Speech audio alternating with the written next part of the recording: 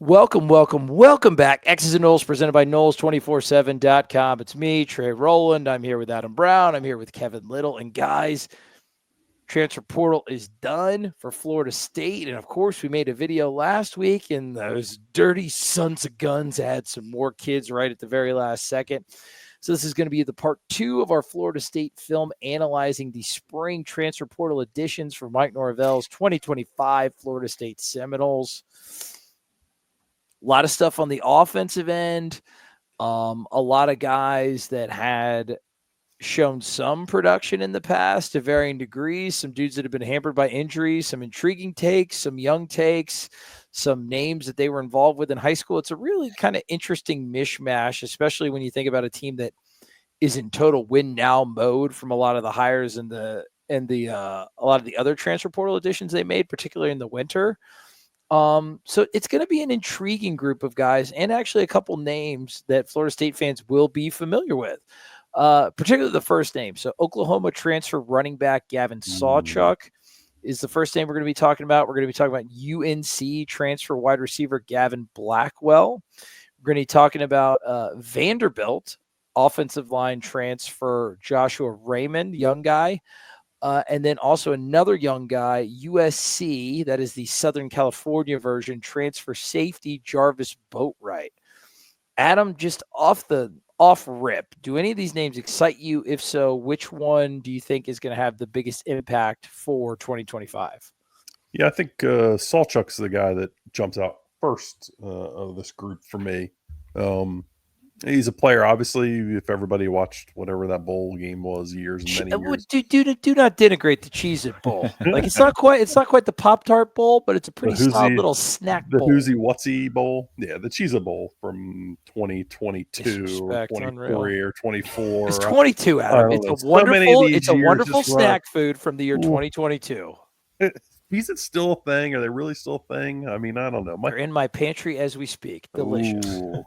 You won't go get We're not getting paid by Jesus. No. Yeah, easy. Yeah. Anyway, yeah, he had a good game against Florida State that year. He had a good season that year as a whole. And then last year battled some muscle injuries or whatever. It's soft tissue, I think, is what Brendan said on the bench podcast. It typically means like a hamstring or a groin or some stuff like that.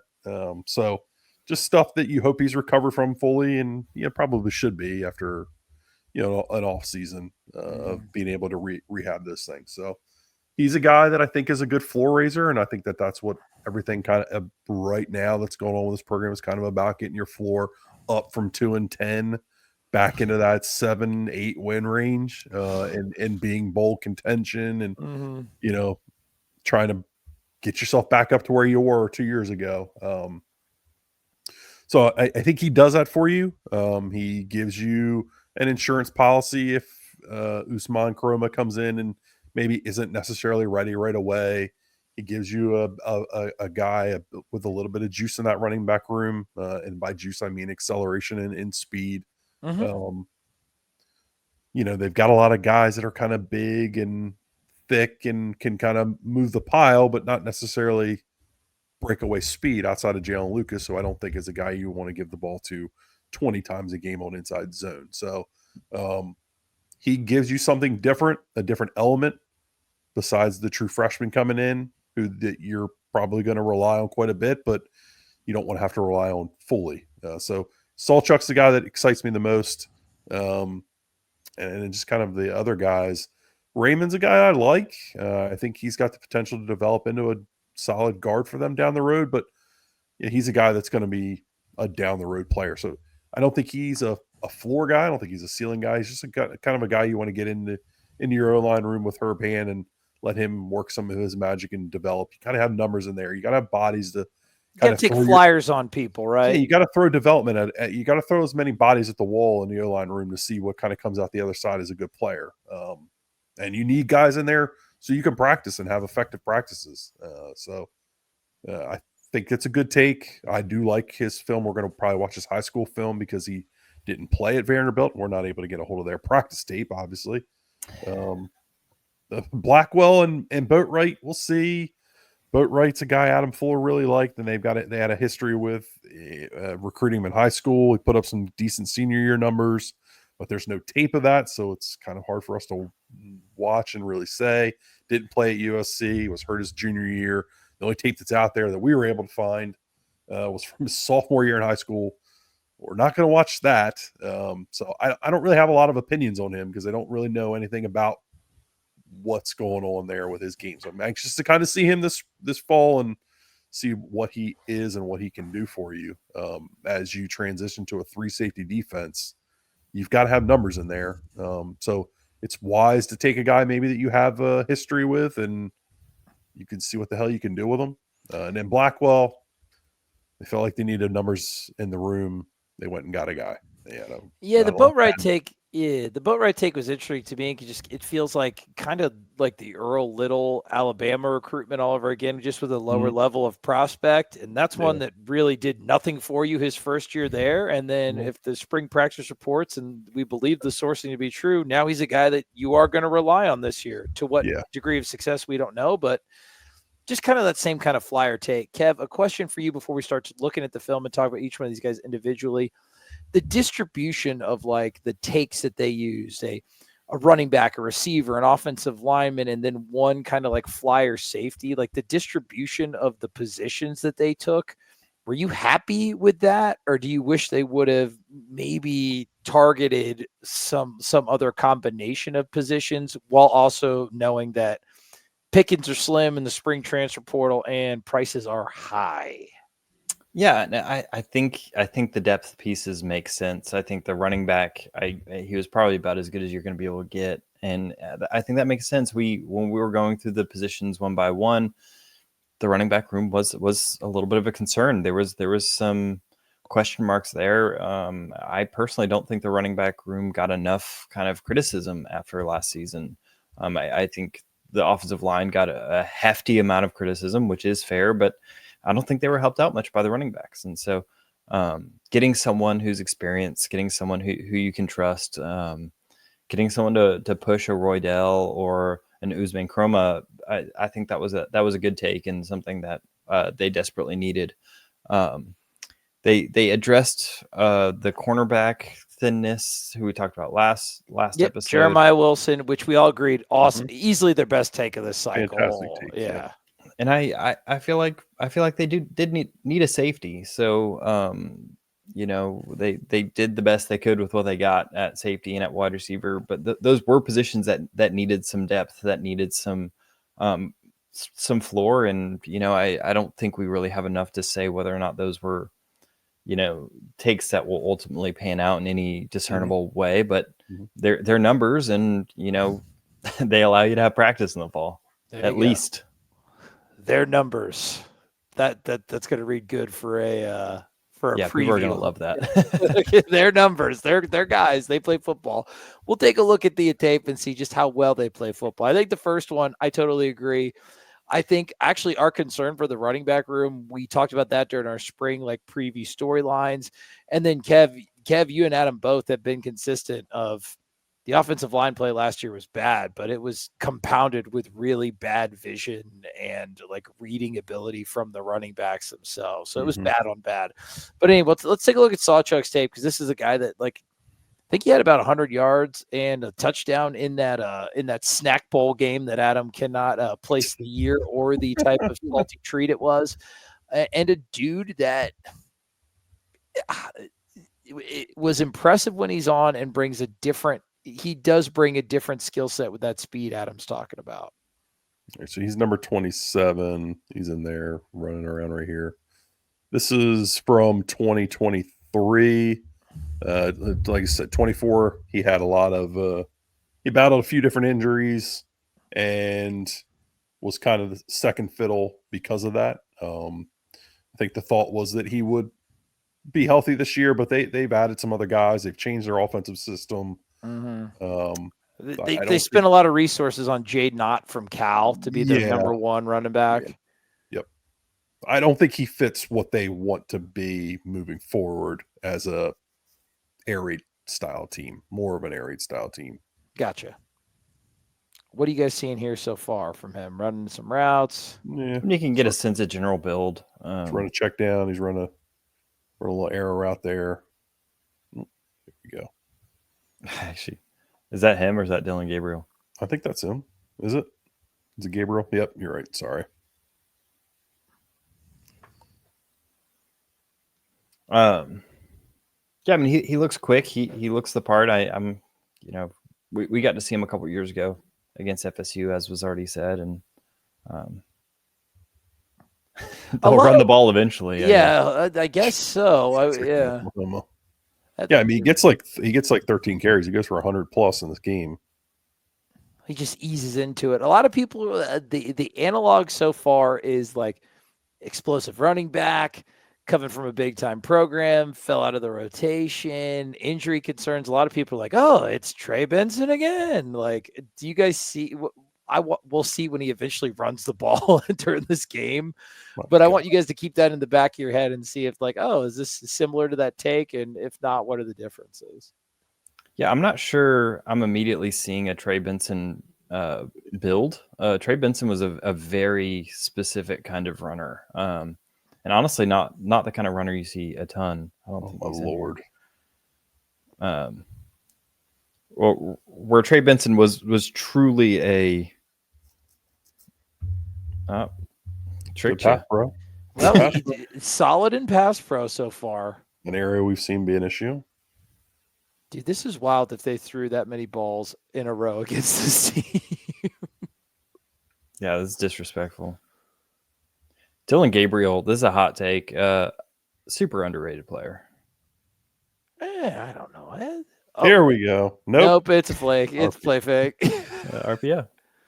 What are you even biting on? They haven't handed the ball for once. This is good. This is good made for TV. This is good TV. Yeah. There it is. All right, Finally. what do we see here? God, like manna from heaven, running play from the running back. Yeah, what let's do we watch see? the TV, the end zone. The outside zone. Yeah, roll outside zone. Do you like the vision there, guys? Cutting back in, getting the positive yardage. That'll play in this Malzahn offense, right?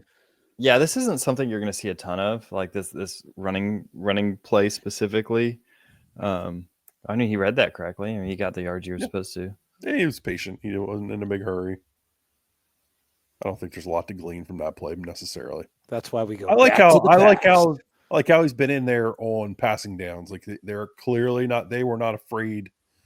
I didn't look at his receiving numbers from that year. I just looked at the rushing numbers.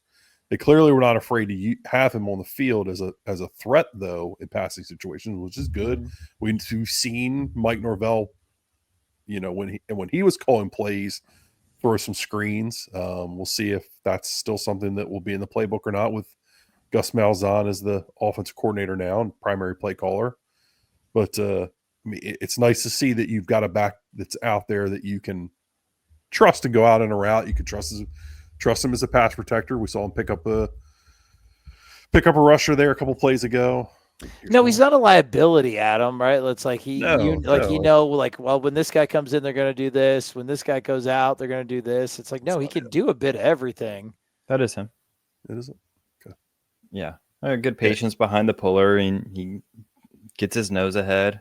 We haven't really got to see much of his athletic traits. He looks pretty natural out in space on the few routes that we saw him run. He has a big run in this game at some point. We'll get there eventually. Yeah, he does look pretty fluid out there, and he's doing a lot of different stuff so far in this game. This is the most film we've got on any of the players today, so we're gonna just enjoy it. Little toss to the right. You see that? Yeah, Norvell will do that. It looks not like much there. Yeah. So you would ideally like to see him be able to set this up, bounce it outside, get something, but TCU was all over it. Pulling guard falls down. Doesn't help. Okay, that's a good simulation for, if he played on Florida State's offensive line last year. Yeah, it's a pass. We can skip it.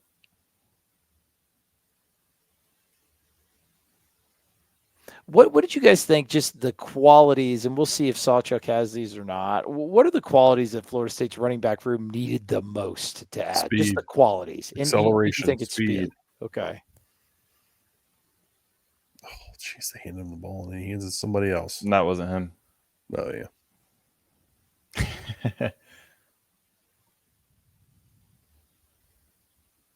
Bro, let's watch him take a play fake. He does that well. He sells me all the time. He's got a shitload of practice. Two of the, I guess it's a run out the clock situation. There you go. All right, what's it? You got something coming on jet. What kind of run concept are they running here, guys? How does he look running it? He doesn't. This isn't his brightest play here. Yeah, I mean, there's nothing really there. Outside G play. Yeah, he's just trying to get yards. He has almost 0 yards through 4 carries, so he's got to break a big one eventually. It goes off here at some point. Yeah, I'm trying to. Wonder if I should jump to the second half. Oh, dude, you'll probably skip right over the big run. So what we were also not 100% confident that Florida State had an inside zone runner on this team. Do you guys see? We haven't seen him run inside zone yet, but at least. Do we think that Sawchuk could be an effective inside zone runner based on what you're seeing so far? I mean, I think we might see inside zone right here. Oh, dude, did I really tee that counter? Counter. I will say this though, based on this counter run, yeah, I think he can run inside zone. Okay. Why you say that? Well, he's just patient. You see how he's kind of reading it. He's willing to stick his nose in there and get the yardage that's necessary. He's not trying to make a big play out of nothing. I mean, I can see his yards per rush. Counter is, I mean, he 5.9 yards per rush on his career on inside zone. Oh wow, okay. So he's been fairly productive at that. I mean, that's over 73 snaps, a big majority. So he's been an inside zone runner primarily throughout his career at Oklahoma. We've just happened to see a few counters. Yeah, that's interesting though. But you said he's had 73 attempts at that concept, and you said he's about 6 yards a carry. Yeah, that'll play. Oh, dude, hand the ball off. He got me with a fake. There it is. He got it there. Okay, that's a nice productive run. That's a winning run. Yeah, I don't see the Trey Benson comp. He seems a little bit quicker than Trey Benson. I think because I think he's got a good 100-yard time or something like that, or 40 that's out there that people have seen or something like that. So that's why they're comping that. I don't see it at all. I don't see the physique. Yeah, Benson was stout. He lacked in acceleration. Stacked up like Trey was. I'll be honest with you too. I don't see the home run ability, but I also don't see a lot of the negative playability that was kind of like that double-edged like Benson sword. If you're like we talked about it a lot during 2023, right? I think this kid's got better feet than Trey did too. Yeah. He does a good job. I mean, he keeps his base up underneath him. He's always kind of stays squared. He's always ready to he's always ready to make a lateral move if he needs to get good balance. He seems like he's got good balance, right? Mm-hmm.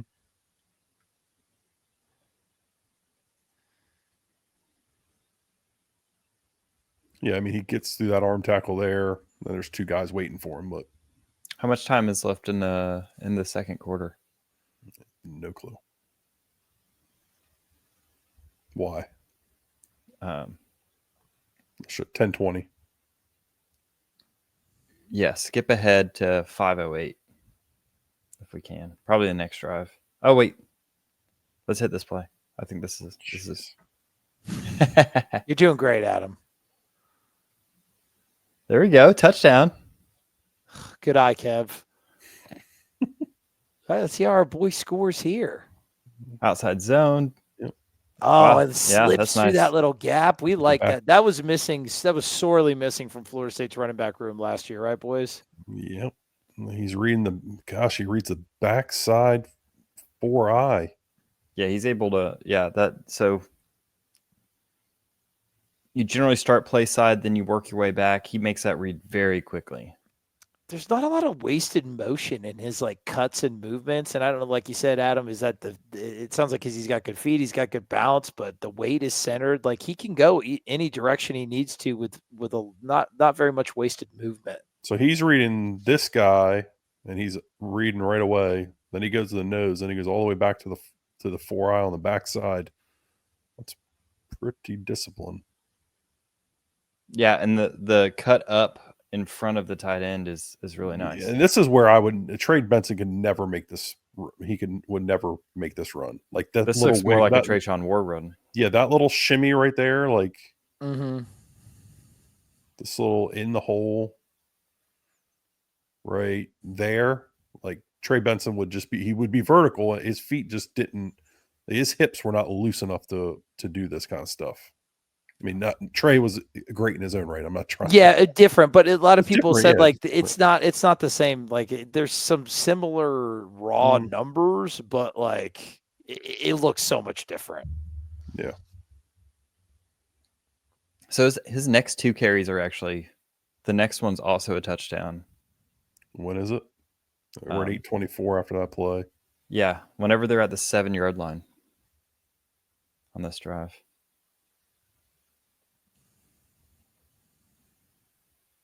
That's not him. It's the backup.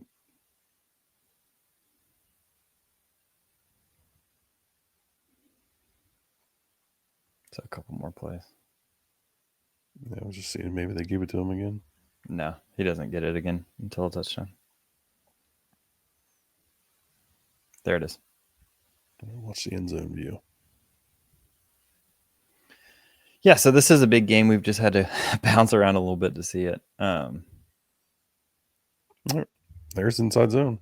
Man, they are mogging this TCU defensive line. I don't do the jump cut, like the agility in the hole, the vision, always keeps his head up. Like they needed this. They needed a guy like this.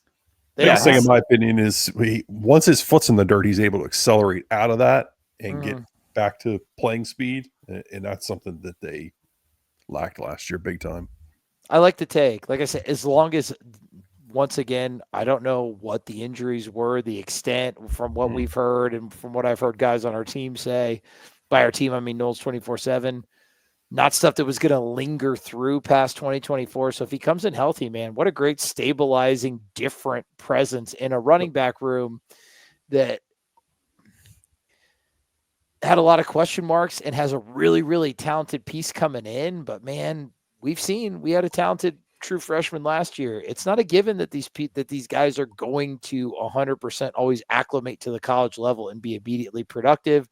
This takes a lot of the pressure off his plate, and I like it. Yeah.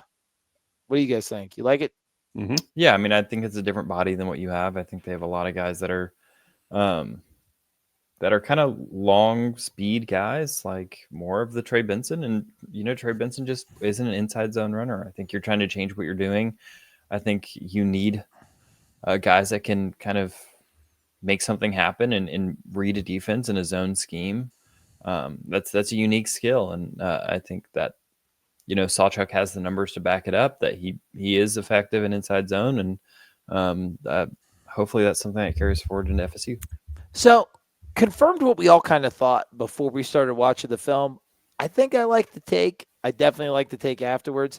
These next 3 guys we're going to talk about, I don't really even know what to think. I don't know what you're going to get out of them. I don't know when you're going to get it, if you do get anything out of them. And for the last 2 guys we talked about, Raymond and with Boatwright, I don't know how much that matters. With this take, the receiver going to talk from UNC, this one has the potential to be a little bit more concerning just because of the urgency that Mike Norvell and Florida State hit the transfer portal with, like going after a receiver, particularly after Jaylen Brown left. So it sounds like they thought that they needed more production from this position, just kind of based on their actions.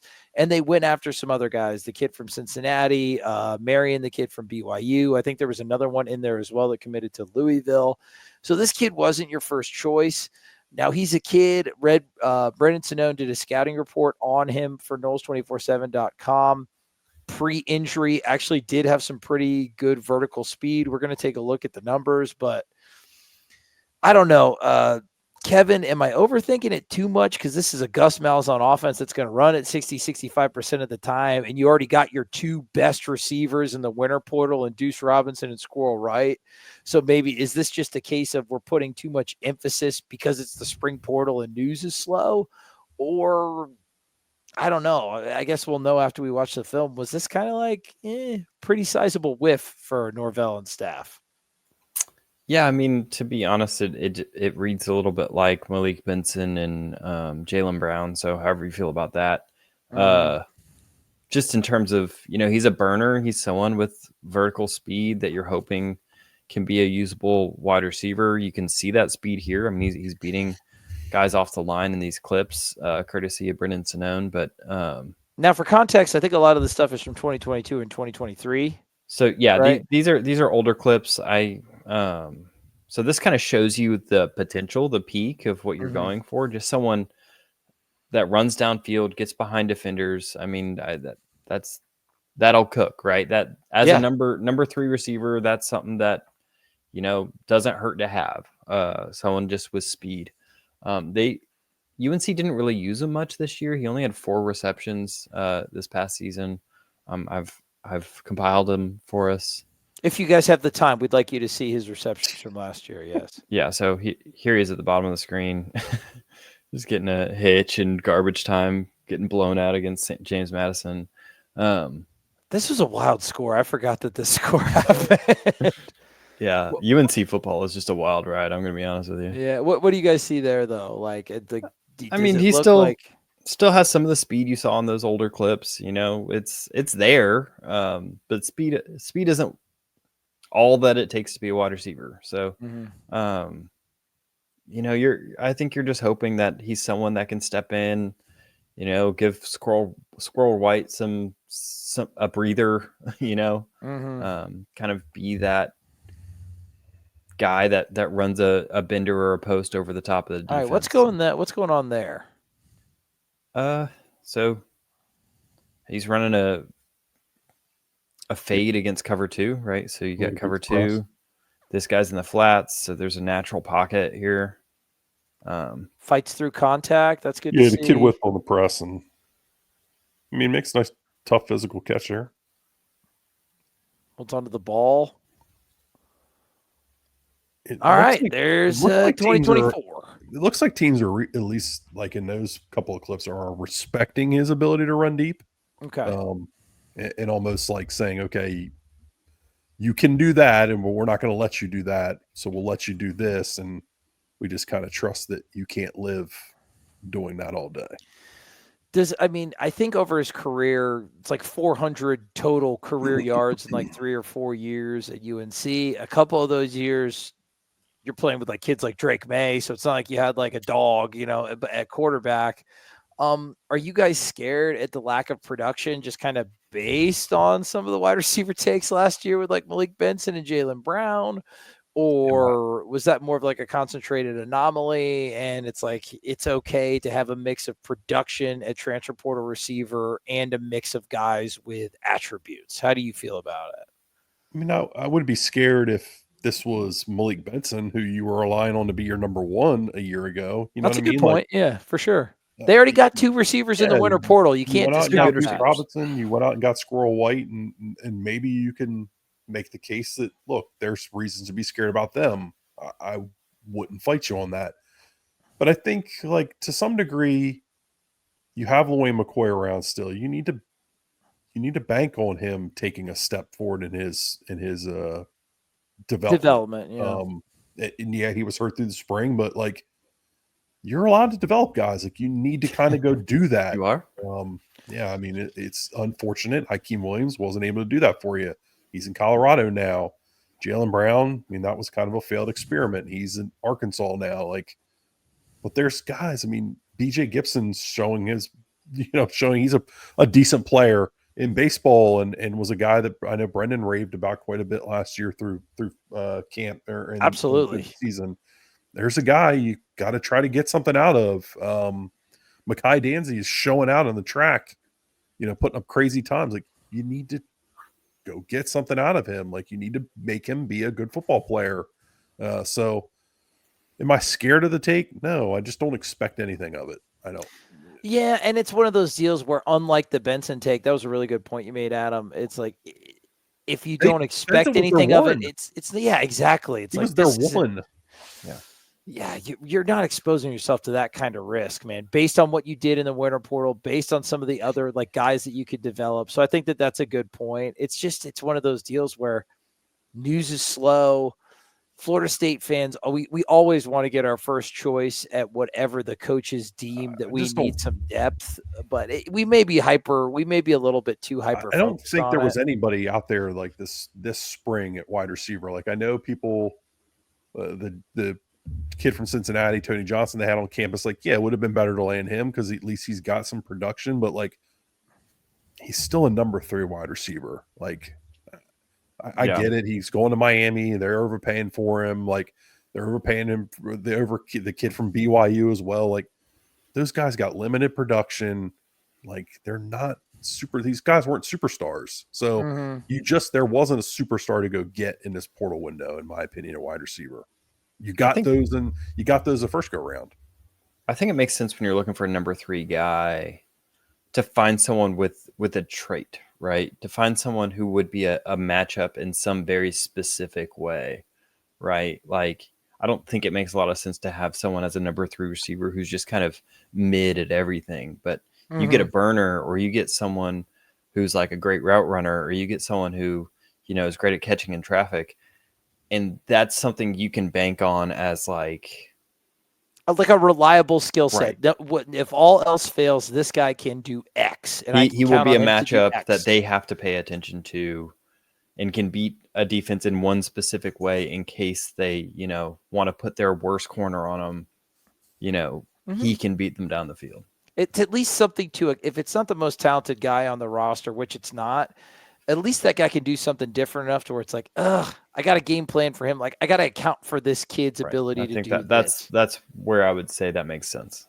I like that. Okay. I think that's good perspective, because this take is one that a lot of people didn't wash down that great. This was one that there's a lot of consternation about it, which I kind of get. But when you put it into the perspective of what they've done and what they were actually going for, I think it was a good conversation. Let's talk about the last two. We'll talk about Joshua Raymond. Adam, have you watched film on this kid before? He's a freshman from Vanderbilt. He didn't record any snaps in college. I think Herb Hand liked him when he was at UCF. What do you see when you watch his film? I watched him like a week ago, but I need to turn it on again to watch him again. Okay, he's playing tackle in high school, I guess, for starters. Tackle in college? No, he's a guard in college, in my opinion. Okay. Yeah, he plays a little bit high, but he's athletic. Yeah, he's just kind of got that waist bendy, like he's real heavy up top. Like he needed, and apparently he's lost some of that upper body weight. So yeah, but he just maybe kind of reconfigured where all of his weight is at, and hopefully he's put some of it on in his ass and gotten it out of his stomach. That would be. If only we all could. Yes, absolutely. That would be useful for him as an interior player. You think of the guys that they brought in at guard this year. They only bring one in.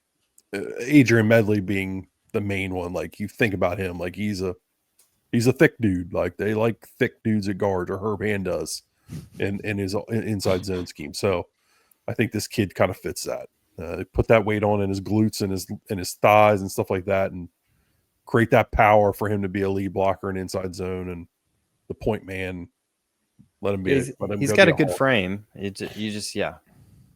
think he needs to put on some weight and put it on selectively. I think the question about this is that, like, I think everybody was extremely real, especially with coming off 2-10. The breadth and the depth that you were able to retool your starting offensive line, your starting 5. Like, I thought that's a success for Florida State's coaching staff. The consternation and the kind of heartburn developed in the next guys up, the second part of the 2 deep. And this isn't a kid that's going to factor into the 2 deep in 2025. So it's like, you're still I still feel like this seems like it's a good take. It's good for the room. It's good for overall depth. But if you're worried about being one injury away from disaster, you still are, right? Yeah, I mean, yeah. His pass set looks okay. He moves well, but yeah, it depends on what he looks like now. I mean, he's had a year of Even strength and with conditioning. he's not a fact. Do you think he could be he could be a factor in 2025?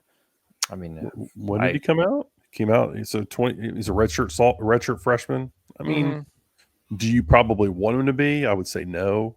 Could he be? I don't see. I mean, he's got a year on campus in a college system with a really good offensive line coach and offensive scheme at Vanderbilt. I mean, I'm not saying he is, but I'm not saying he's not. Like, I don't. Okay. It's hard to say based off 2-year-old tape, you know? Yeah. Adam, what's your concern about the offensive line for next year? Not the starting five. I think we all like the starting five, and I think they did a great job with the starting five, and I think that the coaching staff should be commended for it. Are you is Florida State, based on what the two deep look like, are they like one injury away at a position to where it could all come crumbling down again? Yeah, I think tackle's a problem for you, specifically, Pettis or Gunnar Hansen been hurt, and I mean we looked at his tape pretty extensively. We liked what we saw. We did point out the negatives. I mean, the potential's there for him to not be good for you, but I think that it's higher that he will be a solid asset for your offensive line. But if they lose one of those guys, I mean, who's going in? Lucas Simmons? I mean, you've heard nothing from him in 2.5 years at this point. Mike shouted him out a little bit throughout the spring, but I mean, that's a kid that had a world of potential. He should be ready to take the next step for you, and just doesn't seem to be there. I mean, I'm not trusting anybody that was developed by Alex Atkins at this point. Yeah, and it's one of those deals where it's like they did take 4 in the winter portal, so there is you took 4 for a reason. Like, they're telling you that room sucks. We got a big problem. Like, I am very thrilled with the first 5. Micah Pettis needs to show me that he's all in, ready to go. Not nursing injuries and whatnot. Like, he needs to be the dude. And if he does that, then I think you can get pretty excited. We know what he can do as a run blocker. We also know there's limitations for him as a pass blocker, but that's not going to be something he's relied upon to do quite often in this system. So they build a good fit. Those guys have got to get together. They've got to build that cohesion amongst them. And the only way they're going to be able to do that is getting on the field and practicing together. They didn't have much time together in the spring. They need every snap they can get in the summertime. And I just think it's a good conversation to have, because they did address depth with this take, but they didn't address the type of depth that is really concerning for 2025. Right. And normally when you're building a program, you have to think about short-term and long-term. This is a program that is so hyper-focused on the 2025 season in the short term that I think you got to point that type of stuff out, man, because they really got to get it done this year. Kev, we'll move on to the last take, and I don't really know. I'll let you go because you're like you're our coverage guy. For a kid who has this is Jarvis Boatwright, the USC safety. This is he's got no snaps in college. He was hurt kind of the tail end of his high school career. We don't really have any film to look at him. This is who knows how it's going to work out, if it ever works out, take, just because we don't know. There's so many unknowns. But I guess just kind of the same question that I asked you about depth at offensive line for Adam.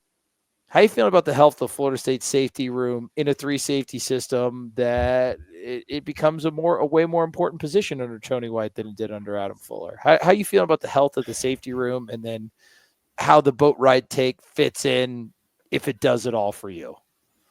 Yeah, I mean, I think there's some serious questions and questions that should be asked about the safety room, especially since they're going to be the backbone, right? You're essentially taking out a corner and replacing it with a safety. But I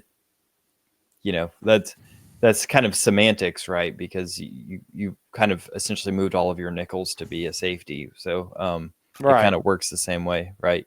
Like Earl Little was a corner last year. Now he's a safety, right? Because you're going to a 3 safety system. Does that make him a different player? Edwin Joseph was a nickel, and now he's like a safety, Mhm. right? It's like, Right. yeah, for sure. So, you know, 6 in one hand, half dozen in other.